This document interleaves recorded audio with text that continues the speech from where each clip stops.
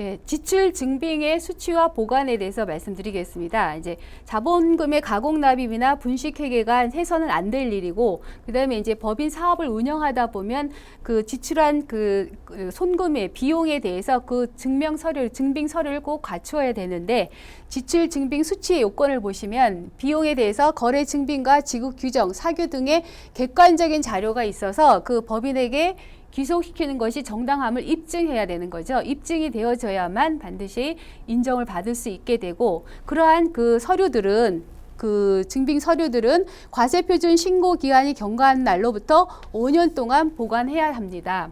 그래서 5년 동안 장부 보관 기간이 5년이기 때문에, 최소 5년이기 때문에 5년 이상은 보관해야 하고, 한 가지 더 주의할 사항은 과세관청에서 세금을 부과할 수 있는 기한, 우리가 부과제척기간이라고 하거든요. 부과제척기한이라고 하는데, 부과제척기한에 대해서 아주 가장 짧은 제척기한은 5년이지만 보통 7년, 10년까지 가는 경우도 있거든요. 사기나 기타 부정한 행위에 대해서는 부과할 수 있는 제척기한이 10년, 그다음에 무신고 경우에는 7년, 이렇게 5년 이상의 7년 또는 10년의 부과제척기한이 있기 때문에 중요 서류에 대해서는, 예를 들어서 세금 계산서 내용이라든지 이런 것들에 대해서는 법적 장부 보관 기한은 5년이지만 최소 그래도 10년까지는 보관하시는 것이 나중에 혹시 우리가 실제 지출 내용에 대해서 입증해야 될 경우에 대비해서 그 정도는 보관하시는 것이 좋을 것 같습니다. 다만 이제 최근에 전자세금계산서 제도가 도입이 되면서 전자세금계산서를 발행하고 수취한 건에 대해서는 굳이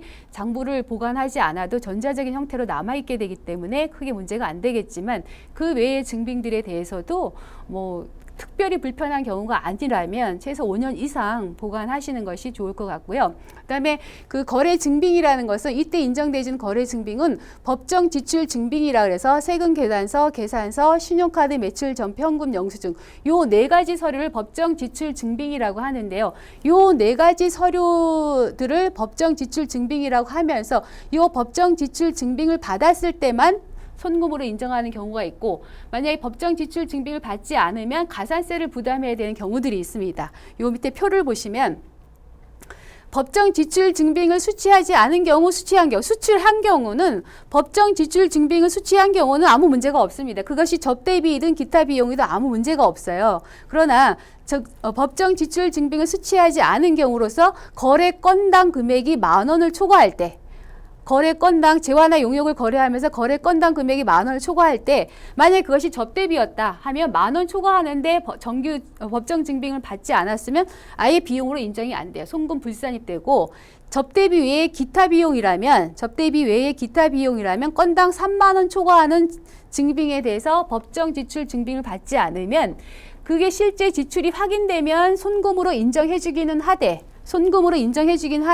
증빙불비 가산세가 부과된다는 거죠. 그래서 지출 증명 수취 대상 거래로서 수취하지 아니한 경우에는 가산세 등의 불이익은 받게 되지만 지출 사실이 확인이 되면 손금으로는 인정해준다.